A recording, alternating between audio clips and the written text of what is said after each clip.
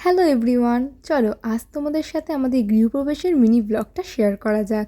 সকালে উঠে আমি একদম রেডি হয়ে গেছিলাম, আর সেদিন আমি সকাল থেকেই কিছু খাইনি, শুধু ওই ড্রিঙ্কটা খেয়েছিলাম। দেন একটু উবের করে নিয়েছিলাম, কারণ অনেক জিনিসপত্র নিয়ে যেতে হতো ওই বাড়িতে, তাই জন্য।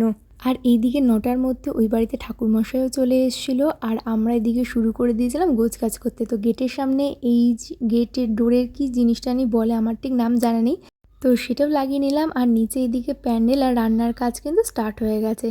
দেখতে দেখতে গৃহপ্রবেশের মেন যে পুজোটা সেটাও স্টার্ট হয়ে গেল। বাবা এখানে নারকেল ফাটালো দরজার সামনে, আর সারা ঘরে সেটা ছিটিয়ে দিল। আর এদিকে আমি মায়ের মাথায় কুলোটা ধরে হেল্প করে দিচ্ছিলাম মাকে। দেন তারপর আমি পুরো রেডি হয়ে নিলাম। আমার এই দিনকার পিকগুলো তো ইনস্টাগ্রাম তোমরা হয়তো অবশ্যই দেখিয়েছো, আর এইটা ছিল আমার সেদিনকার আউটফিট। আই হোপ আমাকে ভালো লাগছিল সেদিন দেখতে। দেন বসেছিলাম অঞ্জলি দিতে, আর তারপর গেছিলাম ছাদে। তো এইভাবেই কাটলো দিনটা, আর সেই দিনকার বড় ব্লগটা খুব তাড়াতাড়ি আসছে।